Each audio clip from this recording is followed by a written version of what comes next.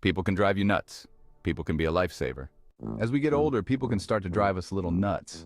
It's almost like they see us with a couple of gray hairs and think we need some extra advice, whether we asked for it or not. Are you sure you want to eat that? You should really get more rest. Maybe you shouldn't drive at night. Well, maybe you shouldn't drive me crazy. It's funny how family and friends can suddenly become experts on your life.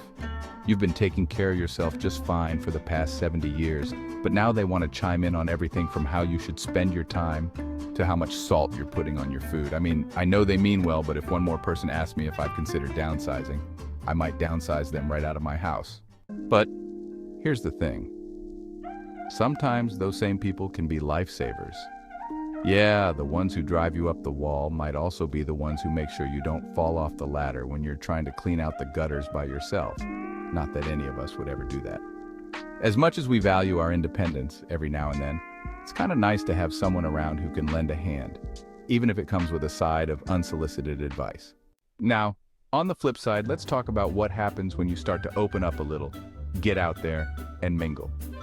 It turns out, when seniors make the effort to hang out with friends, things can get fun.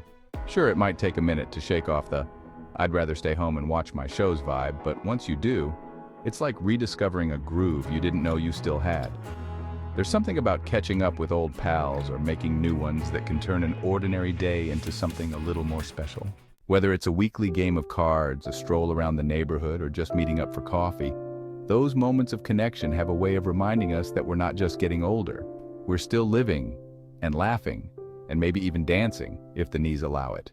Besides, when you're with friends, you can swap stories about your adult kids driving them nuts for a change.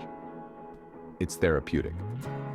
Everyone's in the same boat, whether they're dealing with the same overprotective offspring or sharing tips on how to dodge those wellness check calls from the grandkids. Hint, call them first, it throws them off.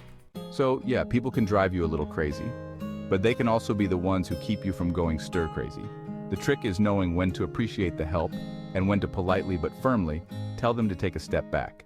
At the end of the day, a little patience with those around us, whether they're giving us advice or just sharing a laugh, goes a long way. You just have to find your balance, and who knows, you might end up having a little fun along the way. Hang in there, subscribe and follow.